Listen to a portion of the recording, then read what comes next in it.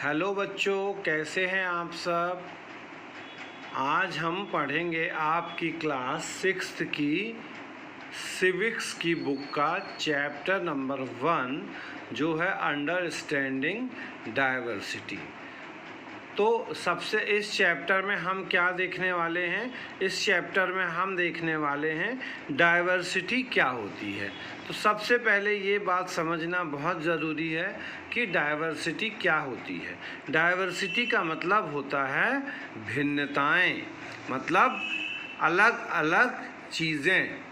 जैसे हम देखते हैं कि हमारी क्लास में जैन बच्चा भी पढ़ता है, हिंदू बच्चा भी पढ़ता है, सिख बच्चा भी पढ़ता है, तो दैट इज़ द डाइवर्सिटी। अब भिन्नता, उसी प्रकार से कोई बच्चा लंबा होता है, कोई बच्चा छोटा होता है, कोई बच्चा मोटा होता है, ये भी एक भिन्नता या डाइवर्सिटी होता है। तो इस प्रकार से हम देखते हैं कि डाइवर्सिटी भिन्नताओं का एक अच्छा उदाहरण है। हम इसी डाइवर्सिटी को आपके सिटी के आसपास में, आपके स्टेट में, आपके कंट्री में भी फाइंड आउट करते हैं। हम जानते हैं कि अलग अलग तरह के जो लोग होते हैं उनके जीवन जीने का जो तरीका है, उनकी परिवार की जो जीवन शैली है वो अलग है, उनके अलग अलग धर्म हैं, उनकी संस्कृतियां अलग अलग हैं, और इसके साथ साथ में फिर भी वो सब लोग मिलजुल करके भारत में एक साथ रहते हैं। तो इस भावना को, जो एक साथ मिलजुल करके रहने की भावना है, उसको ही हम यूनिटी इन डाइवर्सिटी कहते हैं। तो चलिए हम स्टार्ट करते हैं अपना आज का चैप्टर, और चैप्टर को हम पूरा हिंदी ट्रांसलेशन में समझाते हुए आगे बढ़ेंगे।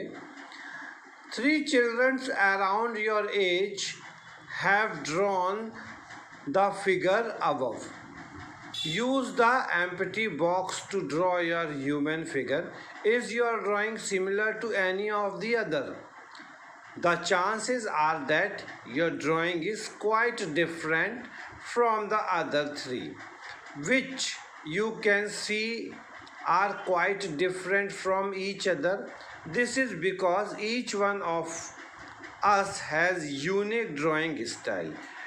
We not only don't look exactly like each other, but also different in terms of language we speak, our culture, background, the religious rituals we observe, and of course the way we draw.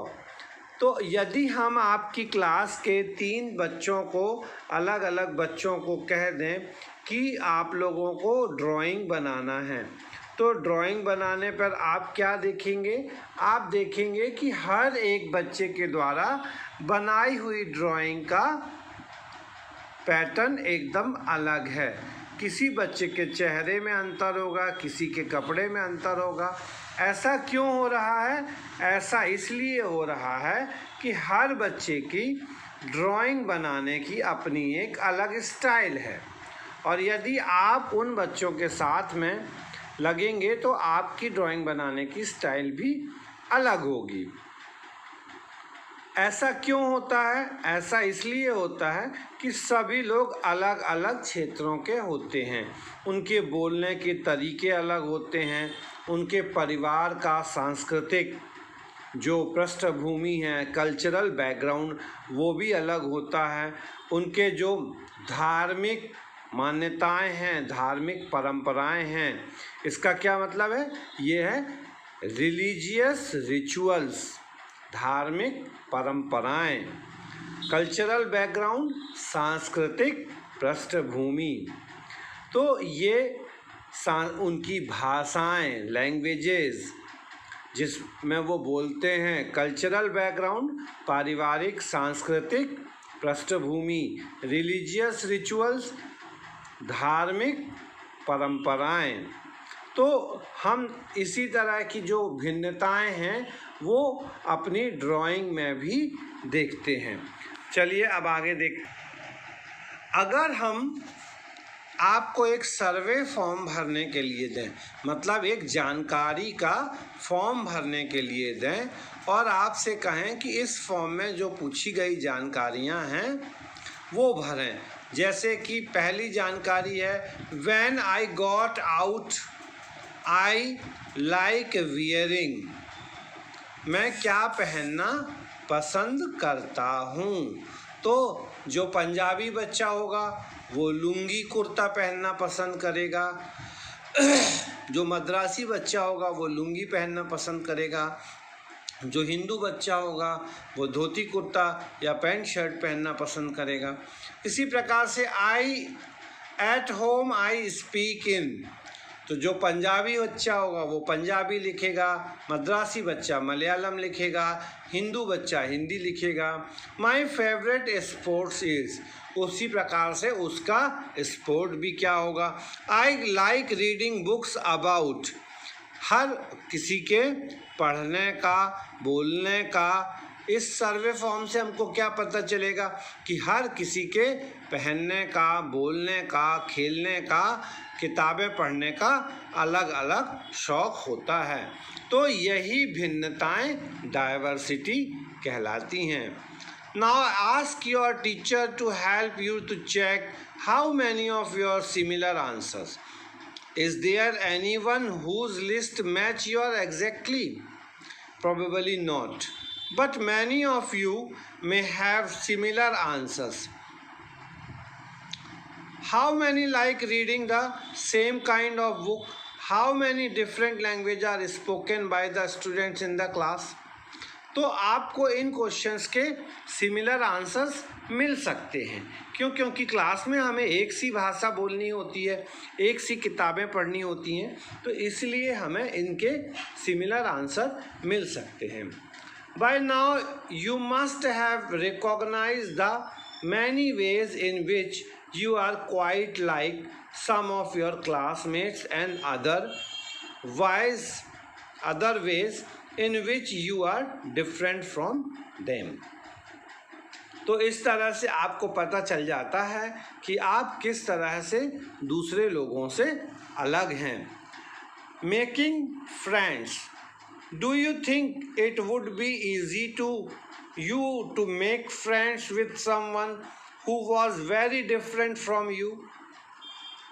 आप लोग एक बात सोच सकते हैं कि किसी भी व्यक्ति से दोस्ती करना क्या बहुत आसान होता है, जबकि वह बिल्कुल अलग हो। चलिए इसके लिए हम एक छोटी सी पहले एक स्टोरी पढ़ेंगे और उसके बाद हम इस क्वेश्चन का आंसर देखेंगे। Read the following story and think about this. I had meant it as a joke made up from a small rag boy who sold newspapers at the Janpad crossing at the busy intersection. ये क्या है कि it was a joke, क्या ये joke था कि एक गरीब फटे पुराने कपड़े पहने हुआ एक बच्चा क्या कर रहा था, जनपद रोड पर पेपर बेच रहा था। Every time I cycled past he would run after me holding out the English paper. जब भी मैं साइकिल चला के जाता था तो वो मेरे पीछे दौड़ता था और मुझे एक इंग्लिश पेपर दे देता था। And screaming out the evening's headlines in a minute of Hindi and English words. This time I stopped by the pavement and asked for the Hindi paper. His mouth fell open. जब मैं उससे बोला कि मुझे एक हिंदी पेपर चाहिए है तो उसका मुंह खुला रह गया। You mean you know Hindi? He ask. तो उसने कहा कि तुम हिंदी जानते हो? Of course I said as I paid for the paper. उसने कहा कि हाँ मैं हिंदी जानता हूँ और मैं तुमको उस पेपर के लिए पैसे भी दे सकता हूँ। Why, what did you think, क्यों, तुम क्या सोचते हो। He paused, but you look so अंग्रेज। उसने क्या कहा बच्चे ने, लेकिन तुम तो अंग्रेज जैसे दिखते हो। He said, you meant you can even read Hindi. उसने कहा तो क्या तुम हिंदी भी पढ़ लेते हो। Of course I can, I said this time a little impatiently। उसने कहा हाँ मैं पढ़ सकता हूँ, और मैंने थोड़ा इम्पेशेंस होकर के ऐसी बात कही। I can speak, read and write Hindi. Hindi is one of the subject I studied in school। उसने कहा कि मैं रीड भी कर सकता हूँ, राइट भी कर सकता हूँ, क्योंकि हिंदी हमारे पढ़ाई का एक विषय है। Subjects, he asked, how could I explain what a subject was to someone who had never been to school। उसने कहा सब्जेक्ट ये क्या होता है। तो वो सोच रहा था कि मैं कैसे उसको समझाऊं कि सब्जेक्ट क्या होता है जो कभी स्कूल नहीं गया है। Well it is something I began, but the lights change and the honking behind me grew a 100-fold, and I let myself be punished along with the rest of the traffic। उसने कहा कि भाई अभी नहीं, अभी चलो जल्दी, उसने अपने कहा, क्योंकि नहीं तो ट्रैफिक लग जाएगा, ट्रैफिक में भीड़ में हम सब लोगों से हमको पनिशमेंट मिल जाएगा। The next day he was there again. अगले दिन वो सुबह फिर दिखाई दिया, smiling at me and holding out a Hindi paper. उसने मुझे मुस्कुराते हुए देखा और एक हिंदी का पेपर, भैया, ही सेड, आपका अखबार, अब बताएं ये सब्जेक्ट क्या चीज़ है।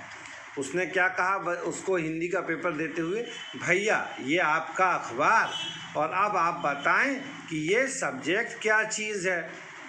The English word sounded strange on his tongue, it sounded like it's other meaning in English, to be ruled by someone else. Oh, it's just something to study, I said। उसने कहा कि ये जो है पढ़ने का, जो मैं पढ़ता हूँ वो है। And then because the red light had come on, I asked him। अब उस समय चूँकि लाल बत्ती जल रही थी तो उसने कहा, Have you ever been to school? आप हमेशा मैंने उससे पूछा कि क्या तुम स्कूल जाते हो। Never, he answered, कभी नहीं। And he added proudly, I began working when I was so high। He measured himself against my cycle seat। First my mother used to come with me, but I can do it all alone. वो कहता जब मैं बहुत छोटा था तब से ही मैंने काम करना चालू कर दिया था। पहले मेरी माँ मेरे साथ में आती थी, लेकिन अब उसने भी आना बंद कर दिया है, अब मैं अकेले ही आता हूँ। Where is your mother now? तुम्हारी माँ कहाँ हैं? I asked, but then the lights change and I was off. लेकिन तभी लाइट बदल गई, यानी ग्रीन लाइट हो गई और मैं ऑफ हो गया। I heard him yell from somewhere behind me, she is in Meerut with the rest was drowned out.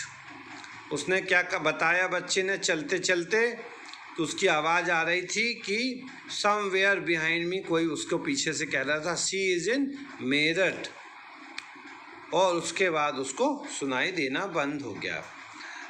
My name is Sameer, he said the next day, and very Saili he asked, what is yours? उसने कहा मेरा नाम समीर है और तुम्हारा नाम क्या है? It was incredible, my bicycle wobbled my name is Sameer too. उसने कहा ओह मेरा नाम भी समीर है। आई सेड व्हाट, क्या? His eyes lights up, yes. I grinned at him, it's another name for Hanuman's father, you know. उसने बताया कि अरे वाह, मतलब एक तुम हो गए और एक हनुमान जी के पापा का नाम भी पवन था, समीर था, तुम जानते हो। So now you are Sameer एक एंड आई एम समीर दो। उसने कहा कि तुम समीर एक हो गए और मैं समीर दो हो गया। He said trumpetly something like that, I answered, and then I held out my hand. हाथ मिलाओ समीर दो। उसने अपना हाथ आगे बढ़ाया और कहा हाथ मिलाओ समीर दो। His hand nested in mine like a little bird. I could still feel its warmth as I cycled away. ठीक है, उसके बाद क्या होता है? The next day he did not have his usual smile for me. अगले दिन उसको उसकी वैसी ही हंसी नहीं मिली। There is trouble in Meerut, he said. Many pupils being killed there in the riots. उसने बताया उसके चेहरे पे हंसी नहीं थी, तो उसने पूछा कि कोई कुछ प्रॉब्लम हो गई है मेरठ में? तो उसने कहा कि हाँ, वहाँ पर बहुत सारे लोग जो है रॉइट्स यानी दंगों में मारे गए हैं। आई लुक्ड एट हेडलाइंस, मैंने हेडलाइंस देखी। कम्युनल राइट्स, जातिवाद दंगे, रॉइट्स यानी दंगा। It blessed but Sameer I began, I am a Muslim Sameer. उसने कहा कि मैं मुसलमान समीर हूँ। He said in answer, and all my peoples are in Meerut, और मेरे सभी लोग वहीं रहते हैं। His eyes filled with tears and when I touched his shoulder he would not look up. उसकी आंखों में आंसू आ गए थे, लेकिन जब मैंने उसके कंधों को छुआ तो उसने मुझे नहीं देखा। He was not at crossing the day after, neither the day after nor ever again. और उसके बाद वो वहाँ पर कभी भी नहीं दिखा, ना एक दिन के बाद ना कभी भी। And no newspaper in English और Hindi can tell me where my Sameer two has gone. और उससे कोई पेपर भी नहीं बता पाया कि उसका समीर कहाँ चला गया। और the lights change bye police Sen Gupta. अब आगे देखते हैं names 3 ways in which Sameer एक समीर दो were different. Did these difference prevented them from becoming friends? तो समीर एक समीर दो दोस्त बने तो उनमें कुछ डिफरेंसेस थे। While समीर एक is more familiar with English, Sameer दो speak Hindi, although they both are more at home in different languages. They still communicated with each other. They made the effort to do so because this was what was important to them. तो इसका मतलब ये है कि समीर एक जो है वो अंग्रेजी बहुत अच्छे से समझता था, समीर दो हिंदी अच्छे से बोलता था, लेकिन उनके परिवारों में अलग अलग भाषाएं बोली जाती थी कम्युनिकेशन के लिए। मगर जो वो they made the effort to do so because this was what was important to them. लेकिन वो जो कर रहे थे वो क्यों कर रहे थे? क्योंकि वो उनके लिए ज़रूरी था। समीर एक एंड समीर दो also come from different religions. Sameer 1 और समीर 2 दोनों अलग अलग धर्मों के थे। एंड कल्चरल बैकग्राउंड, उनकी सांस्कृतिक पृष्ठभूमि भी अलग थी। While Sameer 1 is a Hindu, Sameer 1 जो था वो हिंदू था, समीर 2 इज़ मुस्लिम।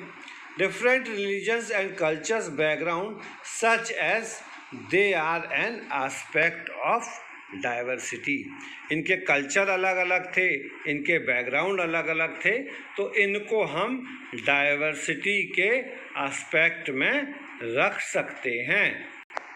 तो इस प्रकार से हमने देखा कि in addition to their diverse religious and cultural backgrounds, हम उनको अलग कैसे कर सकते हैं उनके धर्म और उनके सांस्कृतिक या पारिवारिक बैकग्राउंड की पृष्ठभूमि के।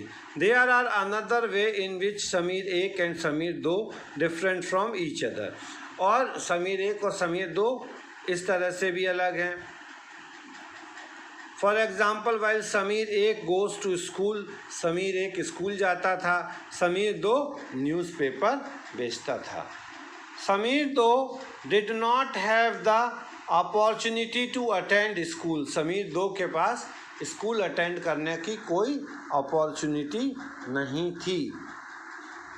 Perhaps you have noticed that there are several pupils in the area where you live who are poor and don't have enough to eat or wear, and sometimes not even a place to live. आपने देखा होगा कि बहुत सारे जो बच्चे हैं उनको खाने के लिए, पढ़ने के लिए पैसा नहीं होता, क्योंकि वो बहुत गरीब होते हैं। बल्कि बहुत सारे लोग तो ऐसे भी होते हैं जिनको रहने के लिए भी जगह नहीं होती है। This difference is not the same as the one we have seen earlier. Here we are talking not a difference but of inequality. हम यहाँ पे लोगों के अंतर की बात नहीं कर रहे हैं, हम यहाँ पर उनके जो असमानता है, इनइक्वालिटी है, उसकी बात कर रहे हैं। Inequality comes about when a person does not have the resources and opportunities that are available to other person. जो इनइक्वालिटी है वो लोगों में कब आती है, जब या हम ये कह सकते हैं कि इनइक्वालिटी के कुछ कारण होते हैं, जैसे रिसोर्सेस, संसाधन, अपॉर्चुनिटीज़, ठीक है ना, जो कि कुछ लोगों के पास होती हैं और कुछ लोगों के पास नहीं होती हैं। The caste system is another example of inequality. असमानता का एक कारण जातिवाद भी है। According to this, society was divided into different groups. इसी के कारण समाज को अलग अलग समूहों में बांटा गया है। Depending upon the work that people did and they were supposed to remain in those groups. तो कैसे रखा गया है? उनके काम के आधार पर उनको उस समूह में रखा गया है। So if your parents were potters, you could only become a potter, nothing else. यदि आपके पिता लोग, परिवार के लोग कुम्हार हैं तो आप भी कुम्हार ही माने जाएंगे। This system was considered irreversible, और ये जो सिस्टम है वो बदलने वाला, irreversible है, मतलब इसको बदल नहीं सकते। And because you were not supposed to change your profession, it was not considered necessary for you to know anything more than what you needed in your profession. यदि आप सोचो कि आप अपना प्रोफेशन यानी धंधा बदलना चाहो तो आपको कंसीडर नहीं किया जाएगा कि ये धंधा बदलना आपके लिए ज़रूरी है। This created a situation of inequality, मतलब मम्मी पापा बार बार आपसे यही कहेंगे कि नहीं नहीं, काम धंधा यही अच्छा है, ये पुश्तैनी काम है, इसको हमें करना चाहिए। इसीलिए आप अपना काम मत बदलो। This create a situation of inequality, इसीलिए असमानता आती है। You will read more about this and another inequalities in the following chapter. अब हम इसके बाद कुछ और इनइक्वालिटीज देखेंगे। Does diversity add to your life, क्या डाइवर्सिटी आपकी लाइफ में जुड़ती है? Just like Sameer 1 and Sameer 2 become friend, you might have friends who are very different from you। जैसे समीर 1 और समीर 2 अलग अलग थे लेकिन फिर भी दोस्त बन गए, उसी प्रकार से आप भी अलग अलग दोस्तों को चुन सकते हैं। You have probably eaten different kind of food, आप उनसे दोस्ती करके अलग प्रकार का खाना खा सकते हैं। In their homes, celebrated different festival with them, उनके परिवार के जो त्यौहार हैं उनको उनके साथ मना सकते हैं। Tried out the clothes they wear, उनके बनाए उनकी तरह के कपड़े पहन सकते हैं।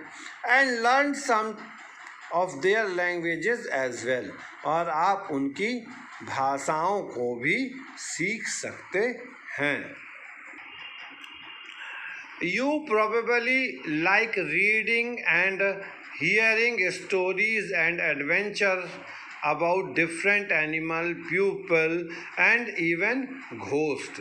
आप लोगों ने बहुत सारी कहानियाँ सुनी होंगी जिसमें एडवेंचरर यानी साहसिक कहानियाँ होती हैं, जिसमें अलग अलग जानवर, व्यक्ति और भूत, घोस्ट यानी भूत होते हैं। Perhaps you may even enjoy making up stories yourself, और आपने अपने मनगढ़ंत कहानियाँ को भी बनाया होगा। Many young people feel happy when they read a good story because it gives them lot of ideas to make up more। तो बहुत सारे जवान लोग या सब लोग कहानियाँ पढ़ना पसंद करते हैं क्योंकि उससे उनको बहुत सारे नए नए आइडियाज़ आते हैं उन कहानियों को पढ़ने के बाद। People who write stories get their ideas from all sort of different places, और इन कहानियों को पढ़कर हमको उन आइडियाज़ को अलग अलग जगह पर हम उनका उपयोग भी कर सकते हैं। From book and real life and from there imagination, किताबों में, अपने दैनिक जीवन में और हमारी कल्पनाओं में। इमेजिनेशन यानी कल्पनाएं। Some may have lived in forest close to animals and chosen to write of their fights and friendship. कुछ लोग क्या रहते हैंगे, जंगलों के आसपास रहते हैं, तो उसके पास में उनके पास जानवर भी होते हैं और वो लोग लिख सकते हैं उनसे होने वाली लड़ाई और दोस्ती के बारे में। Other read real accounts of kings and queens and wrote stories about love and honour. कुछ लोग राजा रानी की कहानियाँ लिखते हैं जिसमें प्यार और सम्मान होता है। Some dipped into their own childhood memories of school.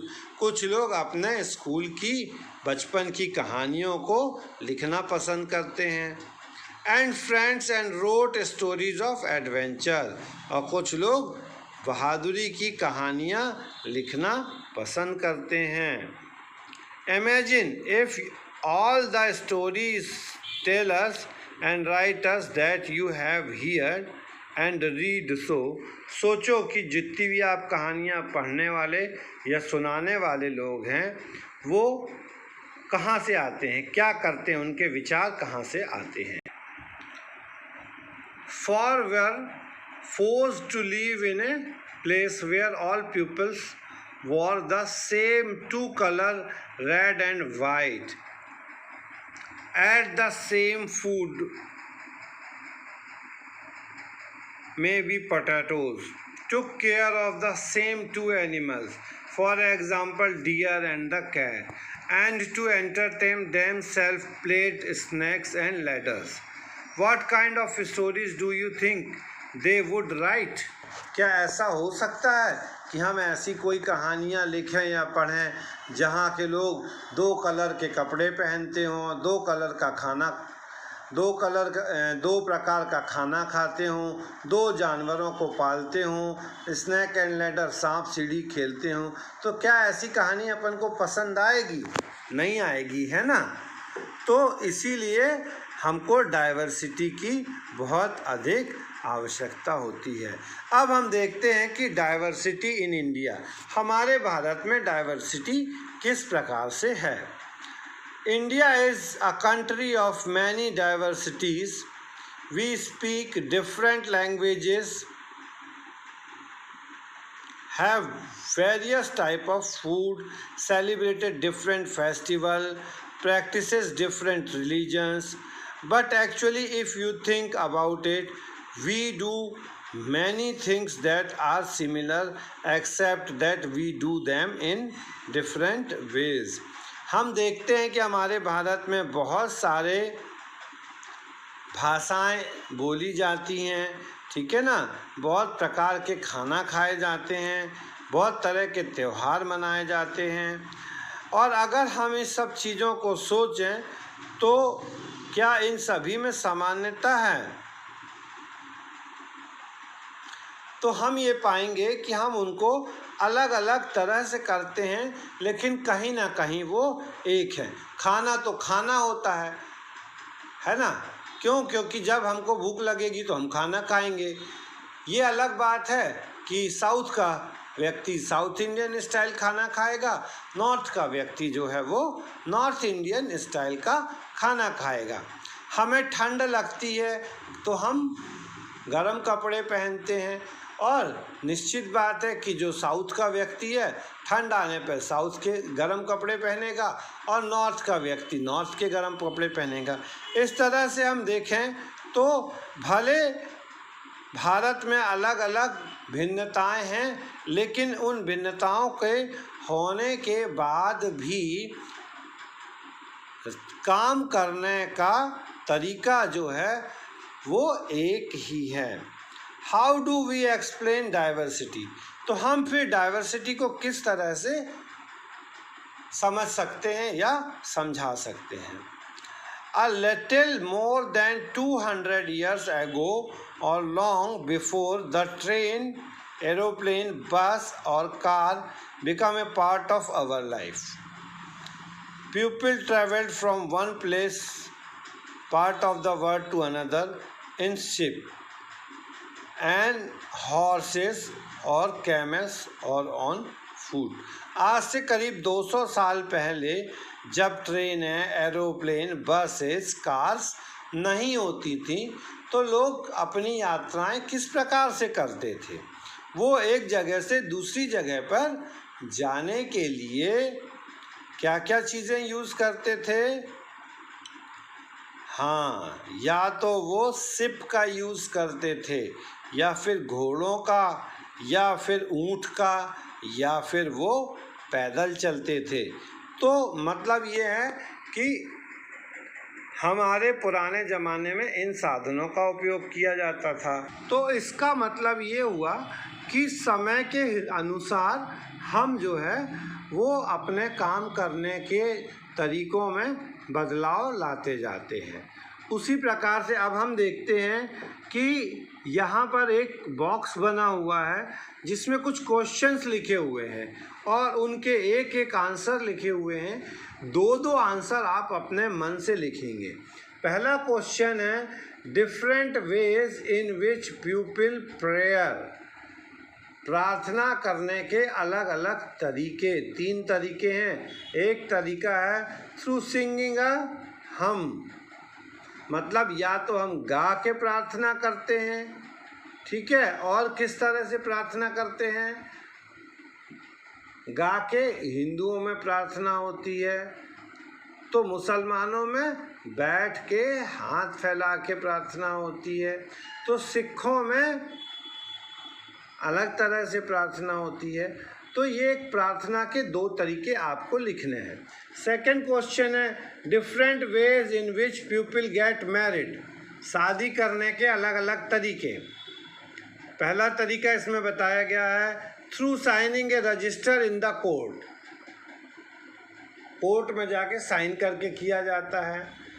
दूसरा तरीका क्या है, आग के सामने 7 फेरे लेकर के, या in the temple in front of God, या फिर read the holy lines and change the rings. Different ways in which people dressed, अलग अलग तरीके के कपड़े, जैसे in Manipur women wear phanek, in Punjab people wear lungi and kurta, in Madhya Pradesh people wear pants and shirt. Different ways in which people greet each other, एक दूसरे को सम्मान कैसे देते हैं, जैसे इन झारखंड मैनी एडवाइसेस सेज जोहार टू ग्रीट ईच अदर, है ना। झारखंड में जोहार बोल करके अभिवादन किया जाता है, कुछ जगहों पे नमस्ते बोला जाता है, कुछ जगहों पर सत श्री अकाल बोला जाता है। Different ways in which people cook rice, making biryani with meat और वेजिटेबल, चावल के साथ में कुछ जगहों पर बिरयानी बनाई जाती है मीट और वेजिटेबल डाल के।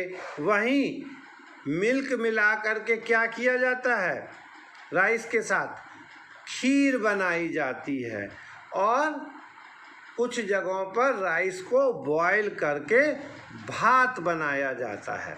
तो ये कुछ तरीके हैं। हम देख रहे हैं कि अलग अलग जगहों पर तरीके बदल गए, चीज़ वही है, चावल वही है, खाने का तरीका बदल गया। सम्मान देना वही है, सम्मान देने का तरीका बदल गया। कपड़े वही हैं, पहनने का तरीका बदल गया। शादी वही है, करने का तरीका बदल गया। और प्रार्थना करना भी एक ही है, लेकिन उसको करने का तरीका बदल गया। पूजा करना, प्रार्थना करने का तरीका बदल गया। तो जो एक ही चीज़ है परंतु अलग अलग तरीके से की जाती है, वही डाइवर्सिटी कहलाती है। एक ही प्रकार की चीज़ जो अलग अलग तरह से की जाती है, डाइवर्सिटी कहलाती है। तो अब हमें डाइवर्सिटी का मीनिंग समझ में आ गया होगा। अनेकता में एकता, है ना। भले अलग अलग क्षेत्रों में अलग अलग लोग रहते हैं, लेकिन चीज़ें वही होती हैं, उनको करने का तरीका बदल जाता है। Often they went to search for new lands, new places to settle in, और for peoples to trade with and become it.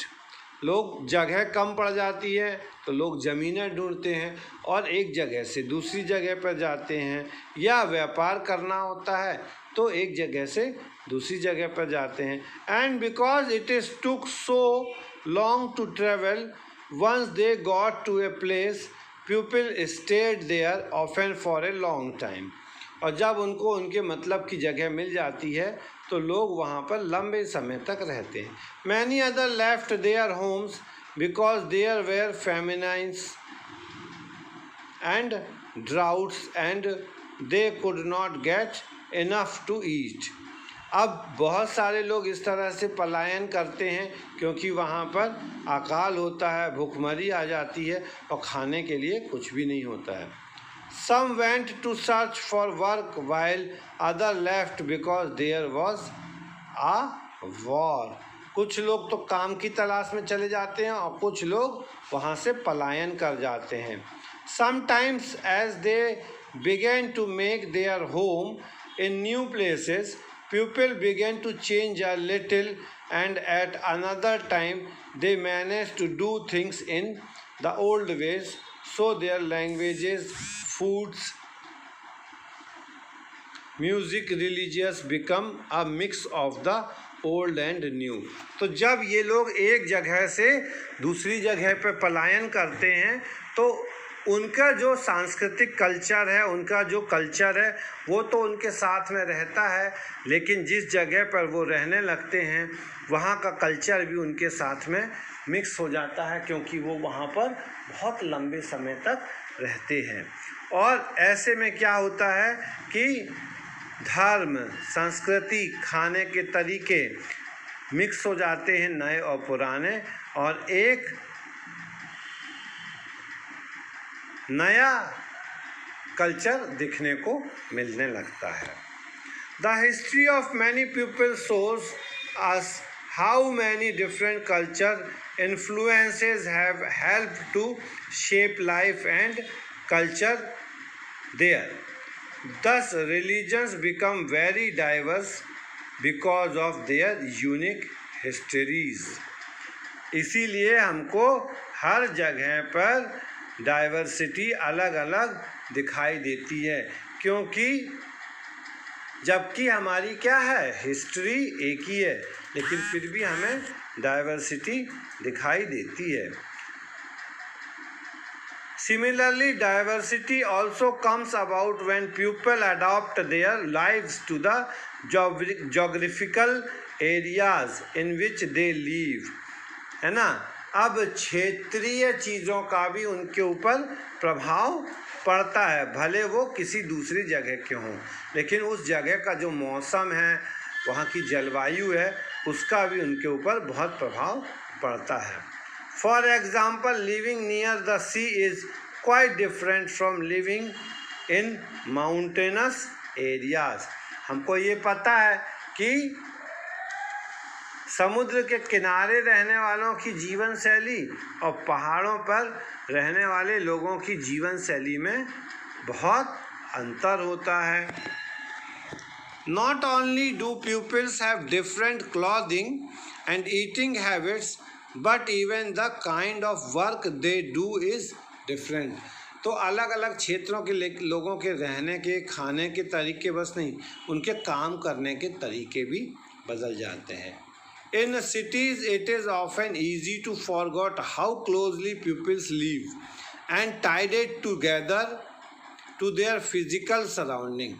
शहरी क्षेत्रों में देखें तो लोग कितनी घनी बस्तियों में रहते हैं, पास पास उनके घर होते हैंगे, है ना। This is because in the city people seldom grow their own vegetables and grains. Instead, they depend on the market to buy all the food and other goods that needed. क्यों ऐसा होता है? क्योंकि वो अपने अच्छा उसके साथ साथ में क्या है, वो अपने घर के आसपास सब्जियां नहीं उगा सकते हैं, तो इसलिए उनको बाज़ार पर आश्रित होना पड़ता है। तो इस तरह से हमने देखा कि शहरों में किस तरह लोग कंजस्टेड उसमें। Let us try to understand what we learn mean when we say that historical and geographical factor influences the diversity of region. We can do this by reading about life in two different parts of countries, Kerala and Ladakh.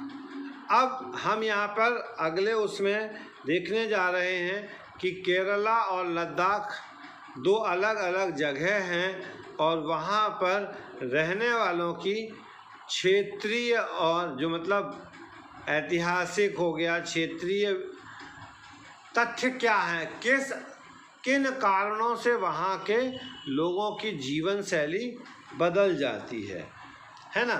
अगर हम यहाँ पर ध्यान दें तो ये जो चित्र है, the dry barren landscape of the mountainous deserts of Ladakh, ये लद्दाख के सूखे मैदान हैं, ठीक है। तो पहले हम देख लेते हैं कि लद्दाख क्या है, लद्दाख में क्या स्थितियां हैं और केरला की क्या स्थितियां हैं, उसके बाद हम उसके जियोग्राफिकल और बातें उसके बारे में समझेंगे।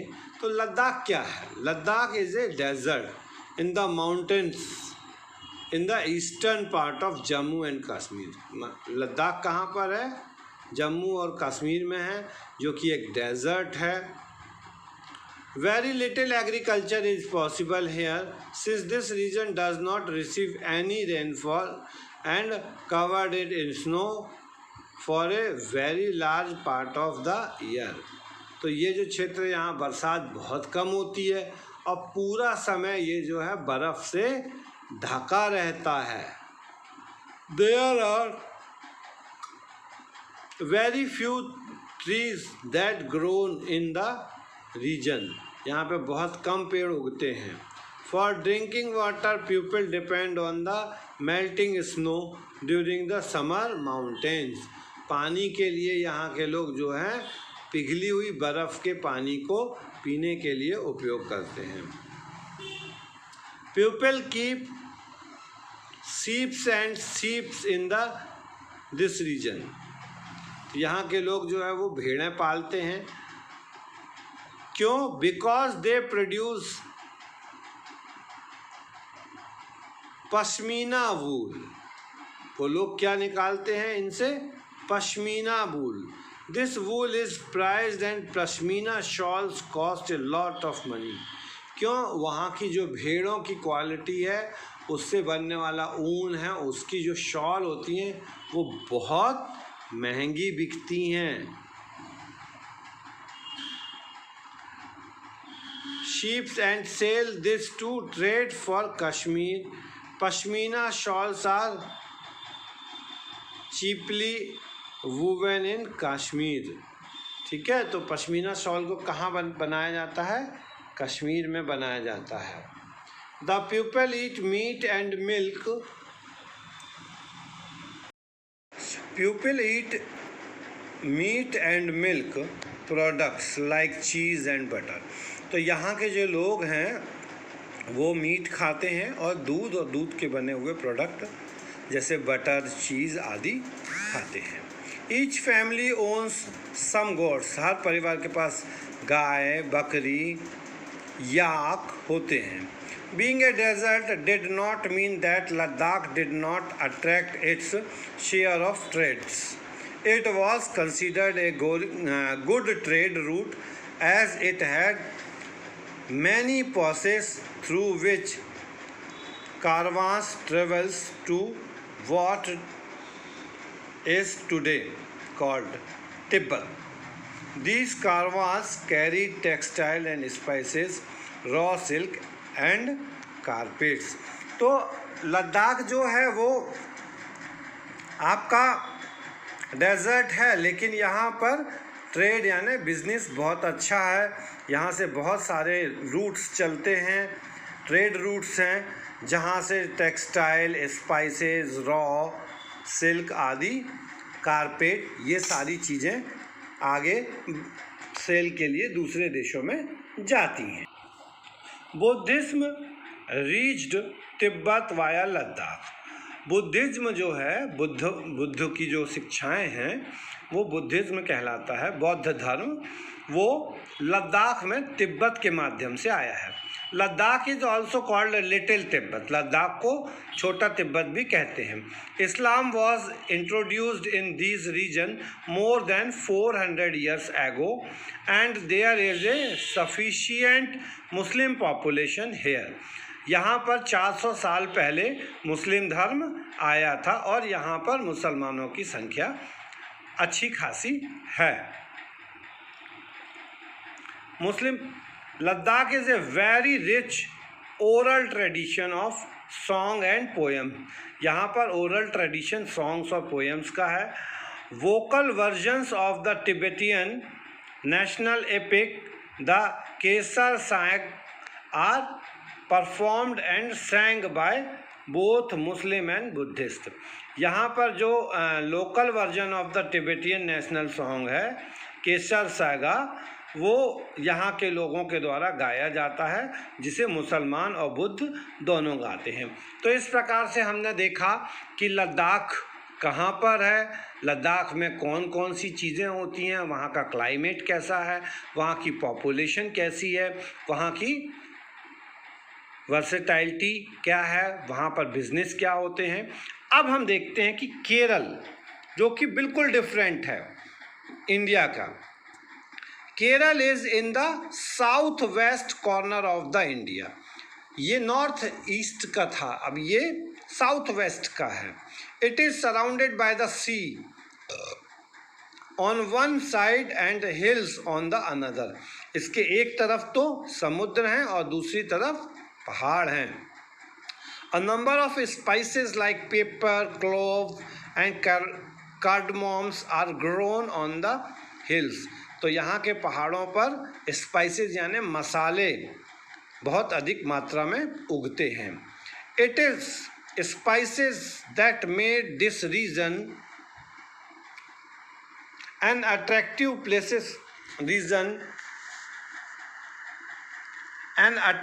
places for traders.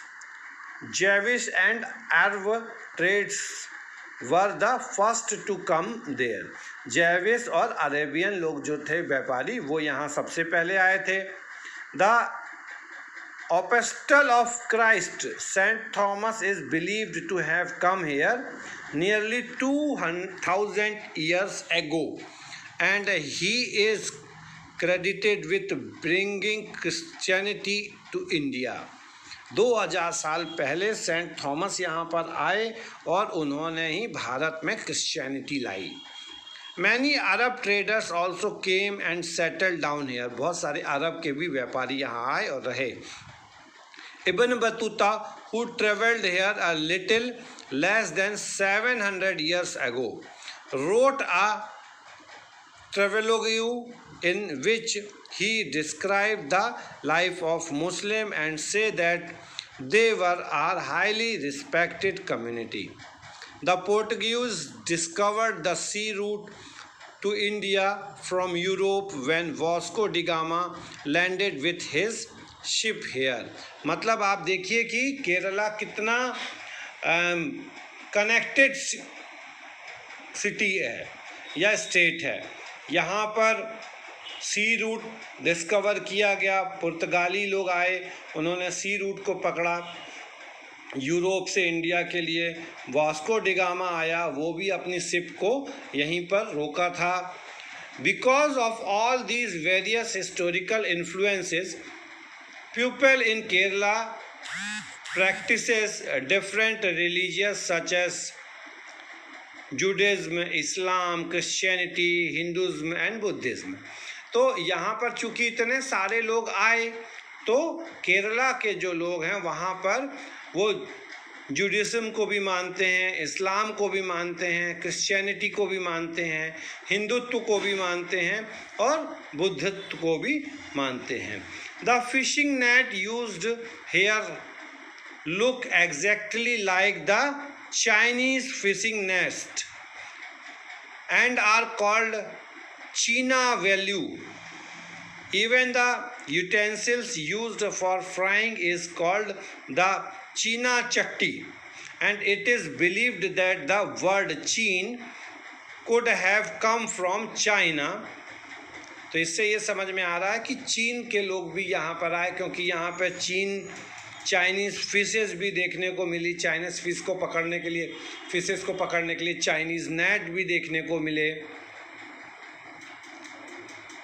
Chinese net, उनके बर्तन, है ना। तो the fertile land and climate are while Kerala and Ladakh are quite different in terms of their geographical features, है ना। तो अब हमने देखा कि इनके geographical features के हिसाब से केरला और लद्दाख बिल्कुल अलग हैं। The history of both regions have seen similar culture influence. History में देखें तो यहाँ पर भी अलग तरह से लोग आए, बुद्ध आए और यहाँ पर भी बुद्ध आए। Both religions were influenced by Chinese and Arab traders.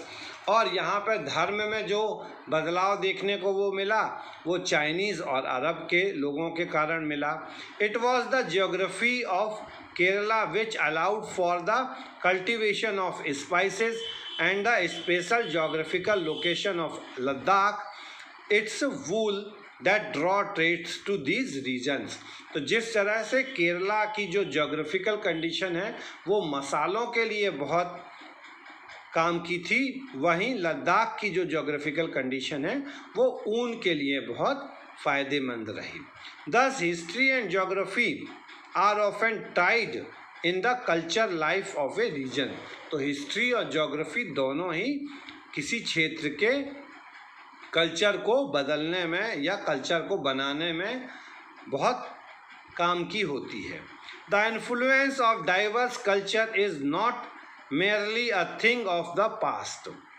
Our present lives are also about moving from place to place for work, with each move over cultural tradition and way of life slowly becomes part of the new places we are in. इसका मतलब ये हुआ कि हम केवल अपने diversity को, cultural diversity को हिस्ट्री के लिए या अपने पास्ट के लिए जिम्मेदार नहीं ठहरा सकते हैं. हम अपने काम के लिए एक स्थान से दूसरी जगह पर जाते हैं, जिससे हमारे धीरे धीरे हर जगह पर कल्चरल जो ट्रेडिशन है वो उनमें बदलाव देखने को मिलता है. Similarly, in our own neighborhoods, we live close to people for several communities. हम देखते हैं कि हमारे पड़ोस में भी अलग अलग कम्युनिटी यानी धर्मों के लोग रहते हैं. Our daily lives are about the way in which we do things together and hear stories about each other, lives, custom and tradition. हम उनके साथ रहते हैं, उनके जीवन शैली को देखते हैं, उनकी कहानियों को सुनते हैं, उनके रीति रिवाजों को देखते हैं और उसी रीति रिवाज को देख करके हम बहुत हद तक अपने जीवन में भी कुछ चीज़ें लाना पसंद कर लेते हैं. तो ये था. अब हम देखते हैं India's diversity has unity in diversity. एक टॉपिक ले लेते हैं हम, यूनिटी इन डाइवर्सिटी, कि किस तरह से बदलाव होने के बाद भी हमारे में एकता बनी हुई है. India's diversity has always been recognized as a source of its strength when the British ruled in India.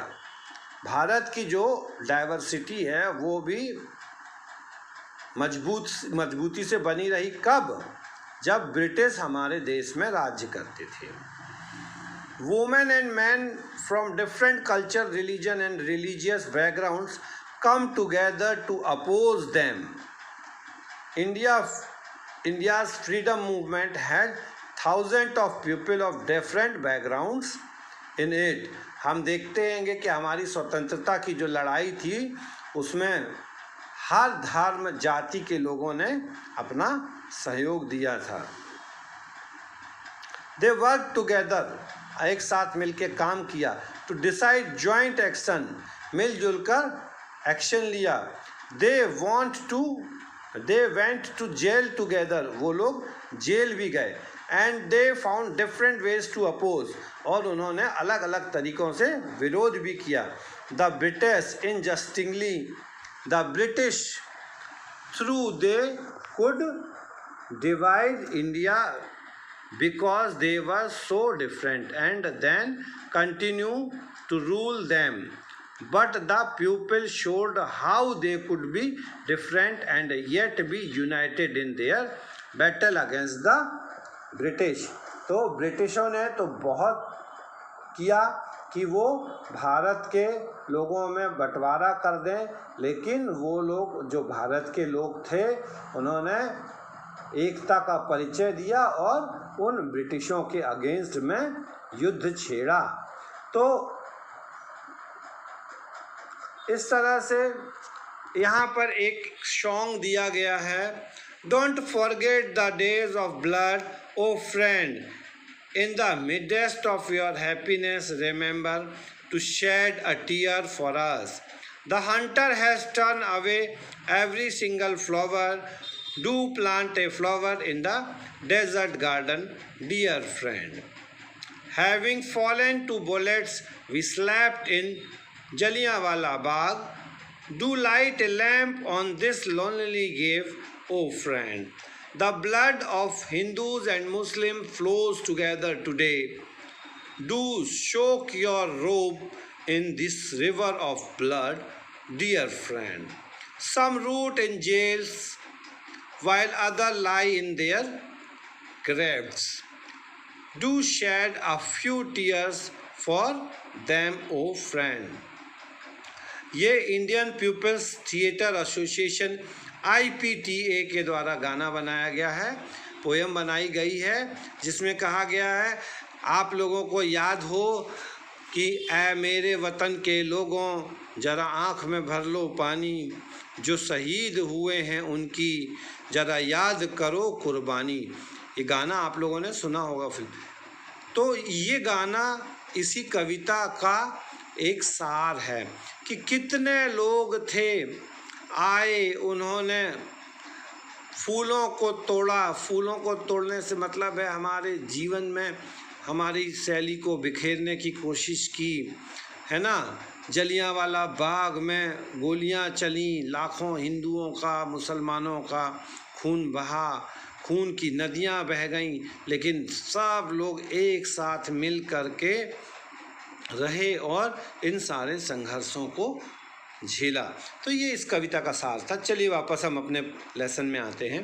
This song was sung after the Jallianwala Bagh massacre in Amritsar, in which British general opened fire on a large group of unarmed peaceful people, killing many and wounding even more.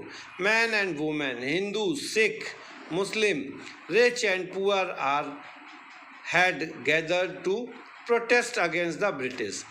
This song was composed and sung to honor the memory of those brave pupils. तो इस गाने को बनाया गया था जलियांवाला बाग हत्याकांड के बाद, जिसमें बहुत सारे लोगों को मारा गया, जिसमें हमारे गरीब, अमीर, हिंदू, मुस्लिम सभी लोग थे। तो उनकी याद में बाद में इस गाने को बनाया गया। In this book the discovery of India song and symbols that emerged during the freedom struggle serves as a constant reminder of our country rich tradition of respect for diversity. Do you know the story of the Indian flag? आपको अपने भारत के राष्ट्रध्वज की कहानी पता है? It was used as symbol of protest against the British by people everywhere. In this book, The Discovery of India, Jawaharlal Nehru says that Indian unity is not something imposed from the outside, but rather it was something deeper and within its fold. The widest tolerance of belief and custom was practiced, and every variety acknowledged and even encouraged. It was Nehru who coined the phrase unity in diversity to describe the country. Jawaharlal Nehru ने अपनी book discovery of India में ऐसा लिखा है कि कोई भी बाहरी हमारी ताकत को तोड़ नहीं सकता है, कोई भी हमारे साहस को कम नहीं कर सकता है। क्यों है? क्योंकि हमारे पास भिन्नता होते हुए भी एकता है, यूनिटी है, डाइवर्सिटी होते हुए भी यूनिटी है। तो इस तरह से हमने देखा कि यूनिटी इन डाइवर्सिटी क्या है और इसके साथ में डाइवर्सिटी का मीनिंग क्या होता है। हमने लद्दाख और केरल के जोग्राफिकल रीजनल डिफरेंसेस को भी डाइवर्सिटी के माध्यम से समझा। और जिन भी बच्चों को कोई और डाउट हो तो वो हमसे कमेंट्स के माध्यम से इस चैप्टर के बारे में डिस्कस कर सकते हैं। ये इस चैप्टर के कुछ क्वेश्चन आंसर्स हैं जिसको कि हम आपको आपकी अगली क्लास में भेज देंगे। तब तक बच्चों अपना ध्यान रखना है, घर पे रहना है, स्वस्थ रहना है।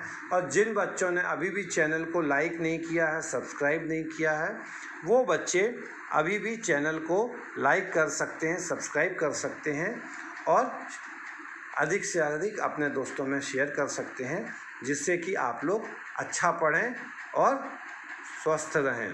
तो बच्चों अपना ध्यान रखिए, घर पर रहिए और स्वस्थ रहिए।